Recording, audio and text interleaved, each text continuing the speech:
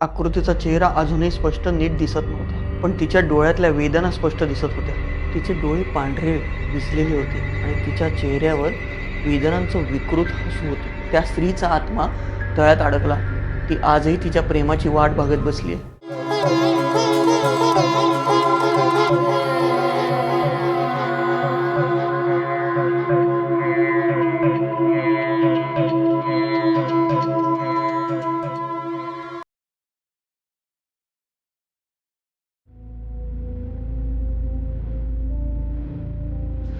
नमस्कार, मी धनेश कुलकर्णी. गोष्टीवाल्याच्या या नवीन भागामध्ये आपलं स्वागत आहे. आजच्या गोष्टीचं नाव आहे तळ्यातलं रहस्य. कोकणातल्या एका छोट्याशा गावातली ही गोष्ट. हे गाव अतिशय निसर्गरम्य, समुद्राच्या काठावर वसलेलं, पण त्या गावाजवळ एक तळं मात्र लोकांच्या भीतीचं कारण बनलं होतं. लोक म्हणायचे की तिथं काहीतरी असं आहे जे माणसांच्या डोळ्यांना दिसत नाही, पण जाणवतं मात्र नक्की. या गावात 5 मित्र होते जे नेहमी एकत्र फिरायचे. प्रत्येकाला या तळ्याबद्दल कुतूहल होतं, पण भीतीमुळे कोणी तिथं जायचं धाडस केलं नव्हतं. या 5 मित्रांमध्ये आकाश, गावातल्या शेवटच्या घरात राहणारा, जरा गंभीर स्वभावाचा. संजना, पुस्तकात डोके खुपसून बसणारी, तिला गूढ गोष्टींचा खूप छंद होता. रोहित, नेहमी हसत राहणारा, सगळ्यांचा जिवलग मित्रांपैकी एक. नील, शांत, थोडासा विचित्र वाटणारा, नेहमी विचारात बुडलेला. प्राची, सगळ्यांची काळजी घेणारी पण खूप धार्मिक. एके दिवशी याच 5 जणांनी ठरवलं की आपण रात्री तळ्यावर जाऊन पाहू. लोकांनीच या गोष्टी फुगवल्यात, खरं तर तिथं काहीच नाही असं आकाशचं म्हणणं होतं. त्यांनी रात्रीची वेळ निवडली कारण लोक म्हणायचे की तळं रात्रीच जागृत होतं. चांदणं संपूर्ण तळ्यावर पसरलं होतं आणि तळ्याच्या पाण्यावर अस्पष्ट हालचाल दिसत होती. संजना हळू आवाजात म्हणाली, तुम्ही ऐकलंय का? या तळ्याजवळ पूर्वी एक वाडा होता. त्या वाड्यात एक बाई राहत होती. ती एकटीच होती आणि एके रात्री ती अचानक गायब झाली. तळ्याजवळ पोचल्यावर सगळे थोडे शांत झाले, पण अजून एक विचित्र शिरशिरी जाणवत होती. तळं खूप जुने वाटत होतं, जणू त्या पाण्याच्या प्रत्येक थेंबात एक एक इतिहास जडला होता. रोहित हसत म्हणाला, सगळं काही शांत आहे. आपण जेवढं ऐकलं तेवढं काही भीतीदायक नाही. पण त्याच वेळी पाण्यातून एक आवाज आला, जणू काही कोणी कुजबुजत होतं. सर्वांनी एकदम आवाजाच्या दिशेने पाहिले, पण तिथं काहीच दिसत नव्हतं. आकाशनं अचानक हळूच एक दगड तळ्याच्या पाण्यात फेकला.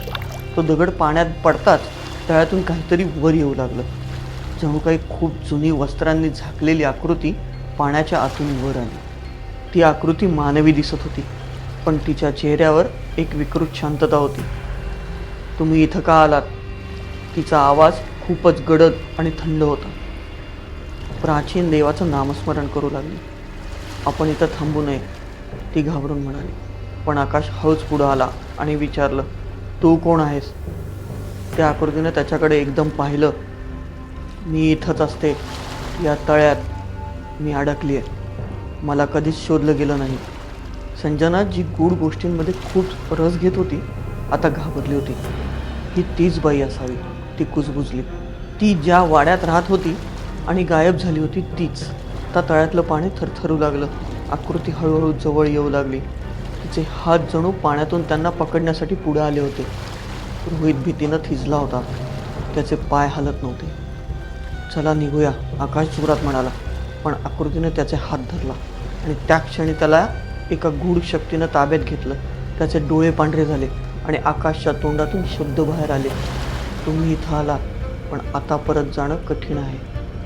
सर्वांनी धावत पळ काढला. त्या रात्रीच्या भीतीदायक घटनेनंतर 4ही मित्र गावात परतले, पण आकाश मात्र कायमचा तळ्यात हरवला होता. त्याच्या शोधासाठी गावकऱ्यांनी तळ्याभोवती दिवसभर शोध घेतला, पण आकाशचा मागमूस लागला नाही. गावातल्या लोकांमध्ये भीतीचं वातावरण पसरलं, पण त्याच वेळी काहींनी मान्य केलं, पण तळ्यावर जे घडलं ते आपल्या समजण्यापलीकडचं आहे. संजना, जी गूढ गोष्टींमध्ये रस घेत होती, त्यानंतर पूर्णपणे बदलून गेली होती. तिला नेहमीच वाटायचं की काहीतरी चुकतंय, आपण काहीतरी सोडलंय. आकाश अचानक असा कसा गायब होईल? ती सतत या विचारांमध्ये बुडलेली होती. एके दिवशी तिला गावातल्या एका वयोवृद्ध स्त्रीबद्दल माहिती मिळाली, जिनं गावातल्या तळ्याबद्दल अनेक वर्षापूर्वी काही रहस्य सांगितली होती. संजना त्या स्त्रीच्या घरी गेली. तिला विचारलं, आजी मला तळ्याचं काय खरं रहस्य सांगा. माझा मित्र हरवलाय, मला त्याला शोधायचंय. त्या म्हातारीनं एक दीर्घ श्वास घेतला आणि सांगायला सुरुवात केली. खूप वर्षापूर्वी या तळ्यात एक प्रेमकथा बुडली होती. एक सुंदर स्त्री आणि गावातला एक तरुण, त्यांचं प्रेम जमलं, पण ते जगाला मान्य नव्हतं. दोघंही एका रात्री तळ्याजवळ भेटले आणि त्यांचं प्रेम तिथंच संपलं. पण त्या प्रेमाच्या अपूर्णतेमुळे त्या स्त्रीचा आत्मा तळ्यात अडकला. ती आजही तिच्या प्रेमाची वाट बघत बसली आहे. संजना घाबरली, पण तिला एक प्रश्न सतावत होता. आकाशला त्या आत्म्यानं ताब्यात का घेतलं? आणि जर तसंच असेल तर त्याला परत आणण्यासाठी काय करावं? संजनाने तळ्याचं रहस्य शोधून काढायचं ठरवलं होतं. तिने रोहित, नील आणि प्राचीला परत एकत्र केलं आणि त्यांना तळ्यावर परत जाण्याचा आग्रह धरला.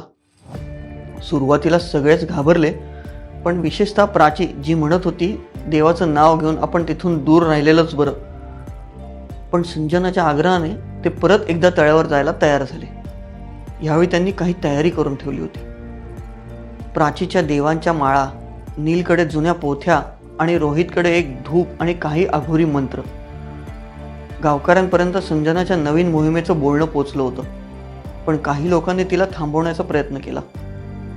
तळ्यातलं गुपित शोधणं म्हणजे आपल्या मृत्यूलाच बोलवणं, असं लोक म्हणत होते. पण संजना, रोहित, नील आणि प्राची ठाम होते. त्यांनी आकाशला परत आणण्याचा निर्धार केला होता. रात्री चंद्र पूर्णपणे तळ्यावर प्रकाश टाकत होता. जणू काही प्रत्येक गोष्ट अधोरेखित करत होता. पाण्यावरून हलणारी थंड वारं अंगावर काटा आणत होतं. तळ्यावर पोचल्यावर संजना काहीतरी वेगळं पाहू लागली. पहा, तिनं इतरांना सांगितलं. तळ्यात त्या आकृतीचं प्रतिबिंब दिसलं आणि खरंच तळ्यात एक अस्पष्ट सावली दिसत होती. जणू काही कोणी आतून त्यांना निरखत होतं. नीलनं पोथ्या उघडल्या आणि मंत्र म्हणायला सुरुवात केली. त्याचवेळी रोहितनं धूप पेटवला. वातावरणात धूर आणि मंत्रांचा गूढ प्रभाव पसरत होता. प्राची देवाची माळ घट्ट पकडून मंत्र बोलू लागली. हळूहळू पाण्याच्या आतून पुन्हा ती भयानक आकृती वर येऊ लागली, पण या वेळेला तिचा चेहरा अजून स्पष्ट दिसत होता. तिच्या अंगावर फाटलेली मळकट पांढरं कापड होतं, जे हळूहळू जमिनीवर ओघळत होतं. तिच्या चेहऱ्यावर प्रचंड वेदना आणि दुःखाचं प्रतिबिंब होतं. तिची सुकलेली फाटलेली त्वचा आणि मोठ्या पाणावलेल्या डोळ्यांमध्ये निराशा आणि हताशपणा स्पष्टपणे दिसत होता. तिच्या गालावर रक्ताचे अश्रू ओघळत होते. लांब विस्कटलेले केस तिच्या चेहऱ्यावर पडले होते. तिचे हळूवार पुढे आलेले हात कुठला तरी हरवलेल्या व्यक्तीला शोधण्याचा भास होऊ लागला. आजूबाजूला अंधारात हलणारे विकृत सावलीचे प्रतिबिंब आणि कोसळलेल्या भीतीचं दृश्य वातावरणाला अजून भीषण बनवत होतं.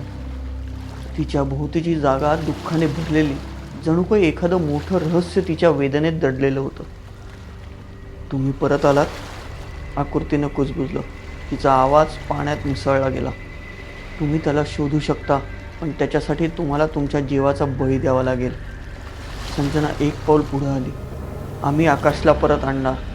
तू जशी अडकली आहेस तसं आकाशला अडकू देणार नाही. त्या क्षणी तळ्यातून भयानक आवाज आला आणि पाणी उधाणलं आणि आकृती जवळ आली. तर मग माझं गुपित शोधा आणि ज्या पाताळात मी अडकले आहे तिथं उतरून त्याला शोधा. संजना एक पाऊल पुढे आली. तिनं विचारलं, तू म्हणाली होतीस की त्याला शोधण्यासाठी बळी द्यावा लागेल.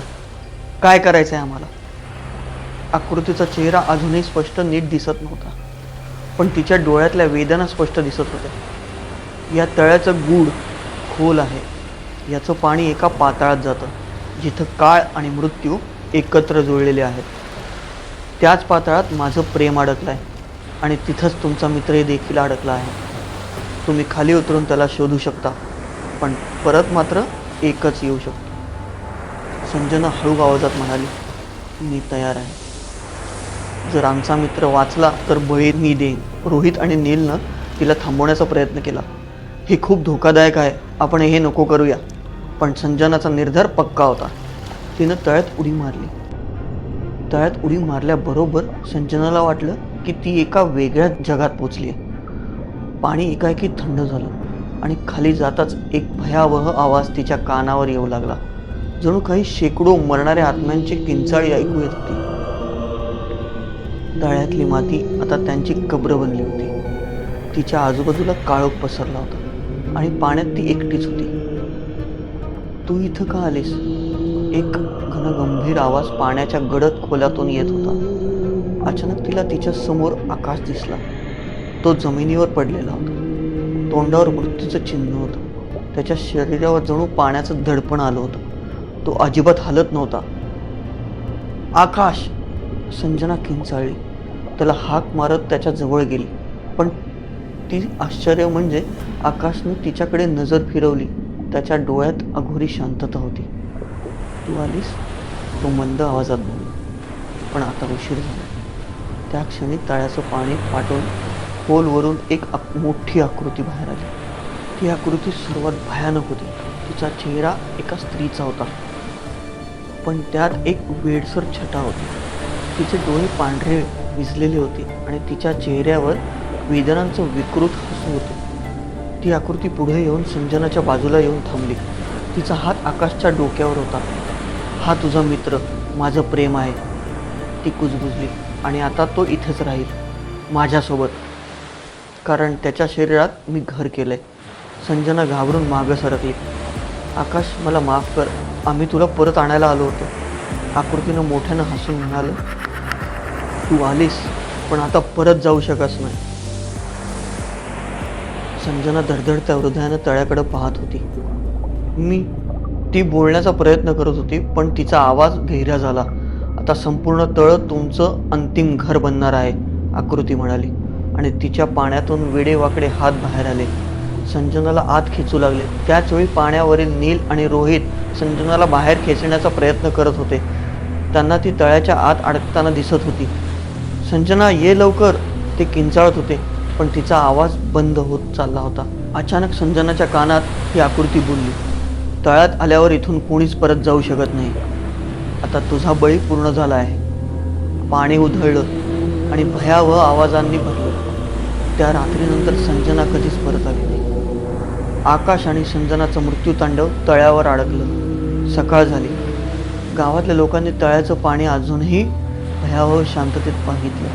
तळ्यातलं गूढ, पाण्याच्या खाली काय होतं हे फक्त हरवलेल्या मित्रांना माहिती होतं. लोक अजूनही तळ्याजवळ जाणं टाळतात, कारण ते तळं फक्त पाण्याचं नाही, तिथं आत्म्यांचा शेवटचा श्वास आहे. 3 जण परतले, पण 2 आत्मे कायमचे तळ्यातच हरवले. तळ अजूनही गूढ अदृश्य आवाजांनी भरलेलं आहे. गोष्ट कशी वाटली हे तुमचे कमेंट्स आणि लाईक्सद्वारे नक्कीच सांगा. आणि आमच्या चॅनलला सबस्क्राईब करा. धन्यवाद.